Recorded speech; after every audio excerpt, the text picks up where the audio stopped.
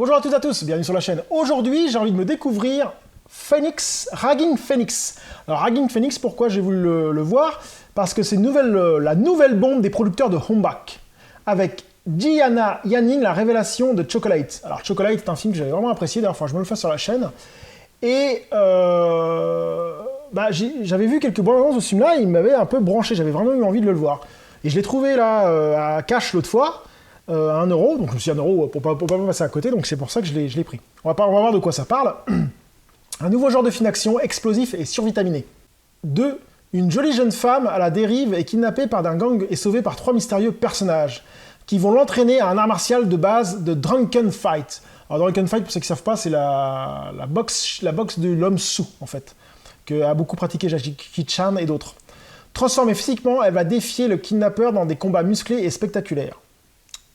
Les producteurs de L'Honneur du Dragon, Born to Fight et Hombak élèvent le film de baston à un niveau jamais atteint, des combats extrêmes, réels et sans doublure, mêlant Muay Thai et breakdance. Avec l'incroyable Jigia Niani, l'héroïne de Chocolate, et la Tony Jaa au féminin. Ouais, moi j'aime bien ce genre de film. Bon, après, c'est souvent le genre de film action où il faut prendre son cerveau, le mettre à côté et on passe un bon moment, c'est juste de la baston, quoi.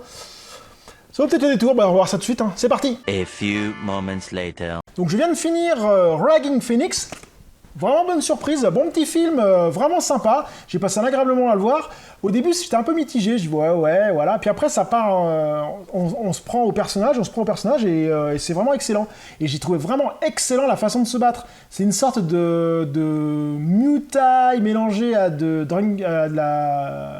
combat de l'homme sous et mélangé à la capoeira. Alors, c'est vraiment sympa. Petite technique vraiment stylée. En plus, la meuf, elle est vraiment balèze. Oh la vache, elle fait des trucs. Les scènes d'action, par contre, elles sont vraiment excellentes. Coup de coude, coup de genou, coup de combat, saut périlleux, saut arrière. Ça n'arrête pas.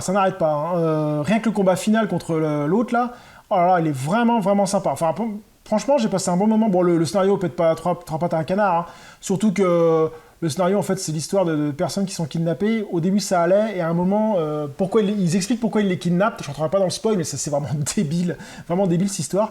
Mais le reste vraiment bien stylé. Après, il y a quelques petits effets spéciaux qui sont dégueulasses. À un moment, quand ils tombent dans une sorte de trou, à un moment, quand ils sont sur fond vert, mais bon, c'est vraiment des détails par rapport à la qualité des combats qui sont vraiment bien réalisés, vraiment bien faits.